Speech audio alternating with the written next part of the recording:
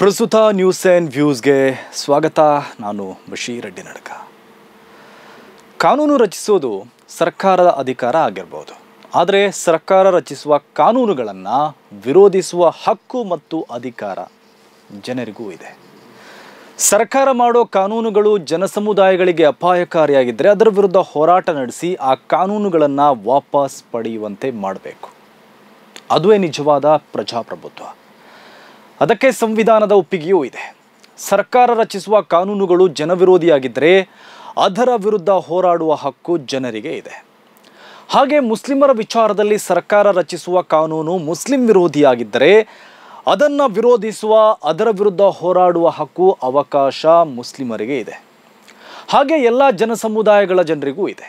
ಅದು ಸಂವಿಧಾನ ಕೊಟ್ಟಿರುವ ಹಕ್ಕು.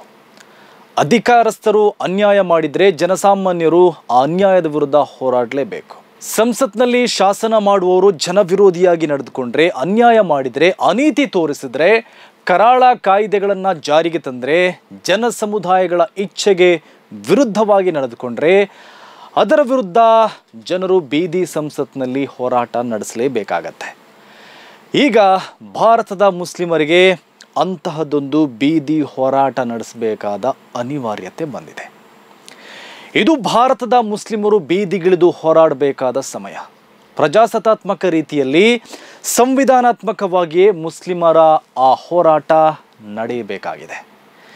ಈಗ ಕೇಂದ್ರ ಸರ್ಕಾರ ವಕ್ಫ್ಗೆ ತಿದ್ದುಪಡಿ ತಂದಿದೆಯಲ್ಲ, ಆ ವಕ್ಫ್ ತಿದ್ದುಪಡಿ ಮಸೂದೆ ಲೋಕಸಭೆ ಮತ್ತು ರಾಜ್ಯಸಭೆಯಲ್ಲೂ ಅಂಗೀಕಾರಗೊಂಡಿದೆ. NDA ಒಕ್ಕೂಟಕ್ಕೆ ಉಭಯ ಸದನಗಳಲ್ಲೂ ಬಹುಮತ ಇರೋದ್ರಿಂದ ವಕ್ಫ್ ತಿದ್ದುಪಡಿ ಬಿಲ್ ಸಲೀಸಾಗಿ ಪಾಸ್ ಆಗಿದೆ. ಅದು ಇನ್ಮುಂದೆ ಕಾಯ್ದೆಯಾಗಲಿದೆ. ಅಲ್ಲಿಗೆ ಮುಸ್ಲಿಮರು ಸುಮ್ಮನಿದ್ದು ಬಿಡಬೇಕಾ? ಸರ್ಕಾರ ಕಾನೂನು ಪಾಸ್ ಮಾಡಿದೆ, ಅದು ಸರ್ಕಾರದ ಅಧಿಕಾರ ಅಂತ ಒಪ್ಪಿಕೊಂಡು ಮುಸ್ಲಿಮರು ಸುಮ್ಮನಿರಬೇಕಾಗಿಲ್ಲ. ವಕ್ಫ್ ತಿದ್ದುಪಡಿ ಮಸೂದೆ ಕಾಯ್ದೆಯ ರೂಪ ಪಡೆದುಕೊಳ್ಳುವ ಮುನ್ನವೇ ಅದನ್ನು ಹಿಮ್ಮೆಟ್ಟಿಸಲು ಮುಸ್ಲಿಮರಿಗೆ ಅವಕಾಶ ಇದೆ. ಆ ಮಸೂದೆಯನ್ನು ವಾಪಸ್ ಪಡೆಯುವಂತೆ ಕೇಂದ್ರ ಸರ್ಕಾರದ ಮೇಲೆ ಒತ್ತಡ ಹೇರಬೇಕಾಗತ್ತೆ. ಅಂತಹ ಒತ್ತಡ ಹೇರಬೇಕಾದ್ರೆ ದೊಡ್ಡ ಮಟ್ಟದಲ್ಲಿ ಹೋರಾಟ ನಡೆಯಬೇಕು. ಇಲ್ಲಾಂದರೆ ಮುಸ್ಲಿಮರು ವಕ್ಫ್ ಆಸ್ತಿಗಳನ್ನು ಕಳೆದುಕೊಳ್ತಾ ಇರಬೇಕಾಗ್ಬೋದು. ಮುಸ್ಲಿಮರು ಈಗಲೂ ಸುಮ್ಮನಿದ್ರೆ ಆ ವಕ್ಫ್ ಆಸ್ತಿಗಳು ಕಬಳಿಕೆಯಾಗ್ಬೋದು. ಮುಂದಕ್ಕೆ ಮುಸ್ಲಿಮರ ಹಕ್ಕುಗಳ ನಿರಾಕರಣೆ ಆಗ್ಬೋದು. ಬಳಿಕ ಮುಸ್ಲಿಮರ ಧಾರ್ಮಿಕ ಸ್ವಾತಂತ್ರ್ಯಕ್ಕೆ ಅಡ್ಡಿಯಾಗ್ಬೋದು. ಮುಸ್ಲಿಮರು ಮತ್ತು ಅವರ ಧಾರ್ಮಿಕ ಸಂಸ್ಥೆಗಳು ಇನ್ನಷ್ಟು ಕಿರುಕುಳ ಅನುಭವಿಸಬೇಕಾಗ್ಬೋದು. ಅದಾಗಬಾರ್ದು ಎಂದಾದರೆ ಮುಸ್ಲಿಮರು ಇನ್ನಾದರೂ ಎಚ್ಚೆತ್ತುಕೊಳ್ಳಲೇಬೇಕು. ಮೋದಿ ಸರ್ಕಾರ ಹೇಳ್ತಾ ಇದೆ, ನಾವು ಮುಸ್ಲಿಮರ ಅಭಿವೃದ್ಧಿಗಾಗಿ ವಕ್ಫ್ ಕಾಯ್ದೆಗೆ ತಿದ್ದುಪಡಿ ಮಾಡಿದ್ದೇವೆ ಅಂತ, ಪಾರದರ್ಶಕತೆ ತರಲು ತಿದ್ದುಪಡಿ ಮಾಡಿದ್ದೇವೆ ಅಂತಾನು ಕೇಂದ್ರ ಸರ್ಕಾರ ಹೇಳ್ತಾ ಇದೆ. ಅಲ್ರಿ, ದಿನಾಲು ಮುಸ್ಲಿಂ ದ್ವೇಷ ರಾಜಕೀಯ ಮಾಡುವ ಜನ ಇವರು ಮುಸ್ಲಿಮರನ್ನು ಇವರು ಮನುಷ್ಯರೇ ಅಂತಲೇ ಪರಿಗಣಿಸೋದಿಲ್ಲ. ಅಂತಹವರು ಮುಸ್ಲಿಮರ ಅಭಿವೃದ್ಧಿ ಬಯಸ್ತಾರ? ಇವರು ಪಾರದರ್ಶಕತೆ ತರ್ತಾರ? ಇವರ ಮಾತನ್ನು ಮುಸ್ಲಿಮರು ನಂಬಬೇಕಾ? ಮುಸ್ಲಿಮರ ವಿಚಾರದಲ್ಲಿ ಇವರ ನಿಯತ್ತೇ ಸರಿಯಿಲ್ಲ, ಮತ್ತೆ ಹೇಗೆ ಇವರ ನೀತಿ ಸರಿ ಇರುತ್ತೆ? ದಿನಾಲೂ ಮುಸ್ಲಿಂ ದ್ವೇಷದ ರಾಜಕಾರಣ ಮಾಡುವ ಇವರು ಮುಸ್ಲಿಮರ ಕಲ್ಯಾಣ ಮಾಡ್ತಾರೆ ಅಂತ ಪುಂಗಿ ಊದಿದ್ರೆ ಅದನ್ನು ನಂಬಲು ಸಾಧ್ಯ ಇಲ್ಲ. ನಾವು ನೋಡಿಲ್ವಾ ಇಲ್ಲಿಯ ತನಕ ಈ ಕೇಸರಿ ಕೂಟ ಮತ್ತು ಅವರ ಬೂಟು ನೆಕ್ಕುವ ಗೋಧಿ ಮಾಧ್ಯಮಗಳು ಹೇಳಿಕೊಂಡು ಬಂದಿದ್ದೇನು ಅಂತ? ವಕ್ಫ್ನವರು ಕಂಡವರ ಆಸ್ತಿಗಳನ್ನು ಕಬಳಿಸ್ತಿದ್ದಾರಂತೆ. ರೈತರ ಆಸ್ತಿಗಳನ್ನು ವಕ್ಫ್ನವರು ಕಬಳಿಸಿದ್ದಾರೆ. ವಕ್ಫ್ಗೆ ಅಪರಿಮಿತ ಅಧಿಕಾರ ಇರೋದ್ರಿಂದ ಹೀಗೆಲ್ಲ ಆಗ್ತಾ ಇದೆ. ವಕ್ಫ್ ಬಳಿ ಅಷ್ಟು ಆಸ್ತಿ ಇದೆ, ಇಷ್ಟು ಸಂಪತ್ತು ಇದೆ, ಅದೆಲ್ಲ ಎಲ್ಲಿಂದ ಬಂತು? ವಕ್ಫ್ನ ಅಧಿಕಾರವನ್ನು ಕಿತ್ತುಕೊಳ್ಳಬೇಕು, ವಕ್ಫ್ ಬೋರ್ಡನ್ನು ಇಲ್ಲದಂತೆ ಮಾಡಬೇಕು, ವಕ್ಫ್ ನ್ಯಾಯಮಂಡಳಿಗಳನ್ನು ರದ್ದು ಮಾಡಬೇಕು. ಇಂತಹ ಮಾತುಗಳನ್ನೇ ಇವರು ಆಡಿದ್ದು. ಆದರೆ ಈಗ ಏಕಾಏಕಿ ರಾಗ ಬದಲಾಗಿದೆ.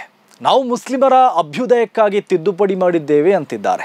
ವಕ್ಫನ್ನು ಇನ್ನಷ್ಟು ಬಲಪಡಿಸಲು, ಅದರಲ್ಲಿ ಪಾರದರ್ಶಕತೆ ತರಲು ತಿದ್ದುಪಡಿ ಮಾಡಿದ್ದೇವೆ ಅಂತಿದ್ದಾರೆ.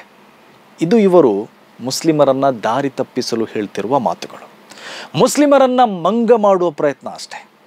ಅವರಿಗೆ ನಿಜವಾಗಿಯೂ ವಕ್ಫ್ ಮೂಲಕ ಮುಸ್ಲಿಮರ ಅಭಿವೃದ್ಧಿ ಮಾಡುವ ಉದ್ದೇಶ ಇದ್ದಿದ್ರೆ, ಅದರಲ್ಲಿ ಪಾರದರ್ಶಕತೆ ತರುವ ಉದ್ದೇಶ ಇದ್ದಿದ್ರೆ ಅವರು ವಕ್ಫ್ ಕಾಯ್ದೆಯನ್ನು ವೀಕ್ ಮಾಡ್ತಾ ಇರಲಿಲ್ಲ.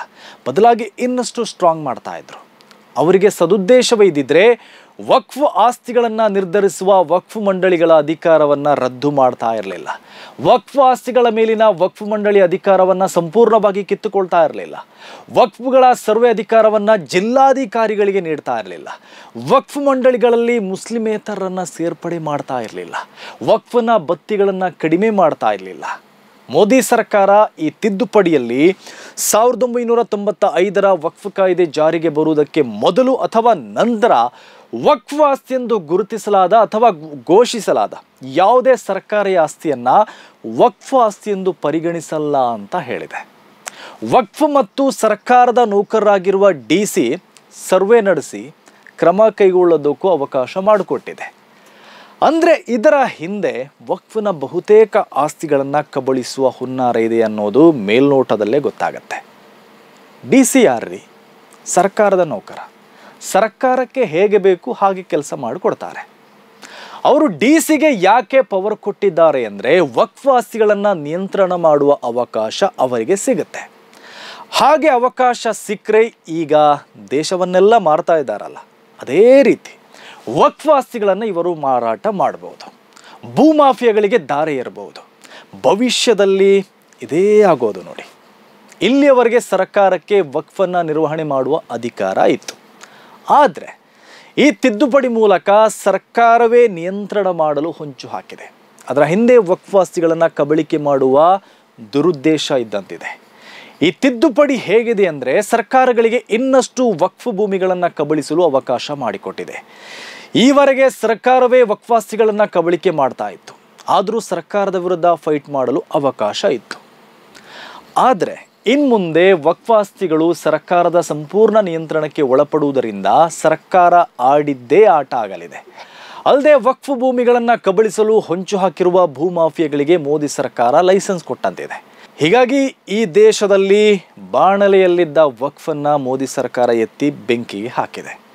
ಹಾಗಾಗಿ ವಕ್ಫ್ ಆಸ್ತಿಗಳನ್ನು ಮುಸ್ಲಿಮರು ಉಳಿಸ್ಕೊಳ್ಬೇಕಾದ್ರೆ ಅದಕ್ಕಾಗಿ ಹೋರಾಟ ಮಾಡಲೇಬೇಕಾಗಿದೆ. ಸರ್ಕಾರ ಮಾಡಿದೆ, ಅದು ಅವರ ಅಧಿಕಾರ. ಬೇರೆ ಜಾತ್ಯತೀತ ಸರ್ಕಾರ ಬಂದಾಗ ಸರಿಯಾಗಬಹುದು ಅಂತ ಕೈಕಟ್ಟಿ ಕುಳಿತುಕೊಂಡ್ರೆ ಯಾವುದು ಕೂಡ ಸರಿಯಾಗೋದಿಲ್ಲ. ಮುಸ್ಲಿಮರು ಕೆಲವರನ್ನ ಜಾತ್ಯತೀತರು ಅಂತ ನಂಬಿ ಮತ ಹಾಕಿದ್ರಲ್ಲ. ಬಿಹಾರದ ನಿತೀಶ್ ಕುಮಾರ್, ಆಂಧ್ರದ ಚಂದ್ರಬಾಬು ನಾಯ್ಡು, ಕರ್ನಾಟಕದ ದೇವೇಗೌಡರು, ಅವರೆಲ್ಲ ಏನು ಮಾಡಿದ್ರು ಅಂತ ಗೊತ್ತಾಯ್ತಲ್ಲ. ಎಲ್ಲರೂ ಗೂಟ ಇಟ್ಟರು. ಹೀಗಾಗಿ ಮುಸ್ಲಿಮರು ಯಾರನ್ನೋ ನಂಬಿ ಕುಳಿತರೆ ಮೋಸ ಹೋಗೋದು ಗ್ಯಾರಂಟಿ. ರಾಹುಲ್ ಗಾಂಧಿಯವರು ವಕ್ಫ್ ವಿಚಾರದಲ್ಲಿ ಲೋಕಸಭೆಯಲ್ಲಿ ಮಾತನಾಡೋಕೆ ಹಿಂದೇಟು ಹಾಕಿದ್ದಾರೆ. ಅವರು ಪ್ರಧಾನಿ ಆದರೆ ಈ ಅನ್ಯಾಯಗಳನ್ನು ಸರಿಪಡಿಸ್ತಾರೆ ಅಂತ ನಂಬೋದಕ್ಕೆ ಹೋಗಬೇಡಿ. ಮುಸ್ಲಿಮರು ಎಷ್ಟು ಅಂತ ನಂಬಿಕೆ ದ್ರೋಹಕ್ಕೆ ಒಳಗಾಗ್ತೀರಿ. ಹಾಗಾಗಿ ಇದು ಭಾರತದ ಮುಸ್ಲಿಮರು ಬೀದಿಗೆ ಇಳಿದು ಹೋರಾಡಬೇಕಾದ ಸಮಯ. ಅಲ್ಲಾಹನ ವಕ್ಫ್ ಆಸ್ತಿಗಳನ್ನು ಉಳಿಸ್ಕೊಳ್ಬೇಕು ಎಂದಾದರೆ ಭಾರತದ ಮುಸ್ಲಿಮರು ಬೀದಿಗೆ ಇಳಿದು ಹೋರಾಡಲೇಬೇಕಾದ ಅನಿವಾರ್ಯತೆ ಇದೆ. ಎಲ್ಲಿಯವರೆಗೆ ಹೋರಾಡಬೇಕು ಅಂದರೆ ಮೋದಿ ಸರ್ಕಾರ ಪಾಸ್ ಮಾಡಿಸ್ಕೊಂಡಿರುವ ವಕ್ಫ್ ತಿದ್ದುಪಡಿ ಮಸೂದೆಯನ್ನು ವಾಪಸ್ ತೆಗೆದುಕೊಳ್ಳುವ ತನಕವೂ ಹೋರಾಡಲೇಬೇಕಾಗಿದೆ. ಹೇಗೆ ಈ ದೇಶದ ರೈತರು ವರ್ಷಕ್ಕೂ ಹೆಚ್ಚು ಕಾಲ ಬೀದಿಯಲ್ಲಿ ನಿಂತು ಹೋರಾಡಿ ತ್ಯಾಗ ಬಲಿದಾನಗೈದು ಮೋದಿ ಸರ್ಕಾರದ ಕರಾಳ ಕೃಷಿ ಕಾನೂನುಗಳ ವಿರುದ್ಧ ಹೋರಾಡಿ ಮೋದಿ ಸರ್ಕಾರ ಆ ಕಾಯ್ದೆಗಳನ್ನು ಹಿಂದೆಗೆದುಕೊಳ್ಳುವಂತೆ ಮಾಡಿದ್ರು, ಅದೇ ರೀತಿಯಲ್ಲಿ ಭಾರತದ ಮುಸ್ಲಿಮರು ಕೂಡ ಬೀದಿಗೆ ಬಂದು ನ್ಯಾಯ ಪಡೆದುಕೊಳ್ಬೇಕಾಗಿದೆ. ಈ ವಿಚಾರದಲ್ಲಿ ಕಾನೂನು ಹೋರಾಟ ನಡೆಸುವುದಾಗಿ ಅನೇಕರು ಘೋಷಿಸಿಕೊಂಡಿದ್ದಾರೆ. ಆದರೆ ಕಾನೂನು ಹೋರಾಟ ಒಂದನ್ನೇ ನೆಚ್ಚಿಕೊಂಡು ಕುಳಿತುಕೊಳ್ಬೇಕಾಗಿಲ್ಲ. ನ್ಯಾಯಾಂಗದಿಂದ ಎಲ್ಲ ನ್ಯಾಯ ಸಿಕ್ಬಿಡುತ್ತೆ ಅನ್ನೋದು ಕೇವಲ ಭ್ರಮೆ ಅಷ್ಟೆ. ನ್ಯಾಯಾಂಗ ಕೇವಲ ನ್ಯಾಯನೇ ಕೊಡುತ್ತೆ ಎಂದಾಗಿದ್ದರೆ ಬಾಬರಿ ಮಸೀದಿ ಸ್ಥಳವನ್ನು ಮುಸ್ಲಿಮರು ಕಳೆದುಕೊಳ್ತಾ ಇರಲಿಲ್ಲ. 1913ರಲ್ಲೇ ವಕ್ಫ್ ಆಗಿದ್ದ ಜಾಗ ಅದು. ಮುಸ್ಲಿಮರು 400 ವರ್ಷಗಳ ಕಾಲ ನಮಾಜ್ ಮಾಡಿದ್ದ ಮಸೀದಿ ಅದು. ಅದರಲ್ಲೇ ನ್ಯಾಯ ಸಿಗ್ತಿಲ್ಲ ಎಂದಾದರೆ ಬೇರೆ ಇದರಲ್ಲೇ ಸಿಗುತ್ತಾ? ಕಾನೂನು ಹೋರಾಟಗಳು ಹೋರಾಟದ ಒಂದು ಭಾಗ ಅಷ್ಟೇ, ಅದೊಂದೇ ಉಳಿದಿರುವ ಮಾರ್ಗವಲ್ಲ. ಕಾನೂನು ಹೋರಾಟಕ್ಕಿಂತ ನಿಜವಾದ ಹೋರಾಟಗಳು ಬೀದಿಯಲ್ಲೇ ನಡೀಬೇಕಾಗತ್ತೆ. ಈ ದೇಶದ ಬೀದಿಗಳಿಗೆ ಹೋರಾಟದ ದೊಡ್ಡ ಇತಿಹಾಸ ಇದೆ. ಇಲ್ಲಿ ಬೀದಿ ಹೋರಾಟಗಳ ಮೂಲಕ ನ್ಯಾಯ ಪಡೆಯಲಾಗತ್ತೆ. ನಮ್ಮ ಇದೇ ಬೀದಿಗಳಲ್ಲಾಗಿತ್ತು ಸ್ವಾತಂತ್ರ್ಯದ ಹೋರಾಟ ನಡೆದಿದ್ದು. ಇದೇ ಬೀದಿಗಳಲ್ಲಾಗಿತ್ತು ಸ್ವಾತಂತ್ರ್ಯ ನಂತರದಲ್ಲಿ ಹಲವು ಸಾಮಾಜಿಕ ನ್ಯಾಯದ ಹೋರಾಟ ನಡೆದಿದ್ದು. ಇಲ್ಲೇ ಆಗಿದೆ ಸಂಪೂರ್ಣ ಕ್ರಾಂತಿಯ ಹೋರಾಟ ನಡೆದಿದ್ದು. ಇದೇ ಬೀದಿಯಲ್ಲಾಗಿತ್ತು ತುರ್ತು ಪರಿಸ್ಥಿತಿಯ ವಿರುದ್ಧ ಹೋರಾಟ ನಡೆದಿದ್ದು. ಇದೇ ಬೀದಿಯಲ್ಲಿ ಇನ್ನೂ ಅನೇಕ ಹೋರಾಟಗಳನ್ನು ನಡೆಸಿ ನ್ಯಾಯ ಪಡೆದಿದ್ದು.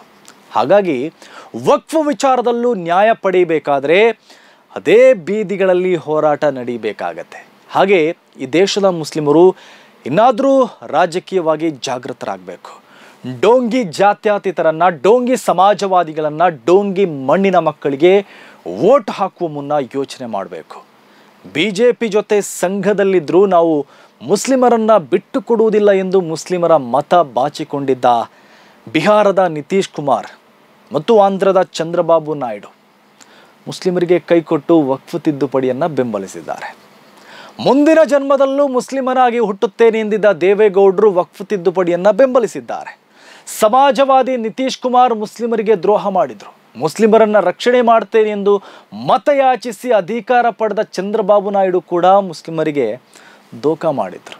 ಮುಸ್ಲಿಮರು ಭರವಸೆಯಿಂದ ನೋಡ್ತಾ ಇದ್ದ ರಾಹುಲ್ ಗಾಂಧಿ ಕೂಡ ನಿರಾಶೆ ಮಾಡಿದರು. ಹೀಗಾಗಿ ಇನ್ನಾದರೂ ಮುಸ್ಲಿಮರು ರಾಜಕೀಯವಾಗಿ ಸ್ವಲ್ಪ ಯೋಚನೆ ಮಾಡುವುದು ಉತ್ತಮ.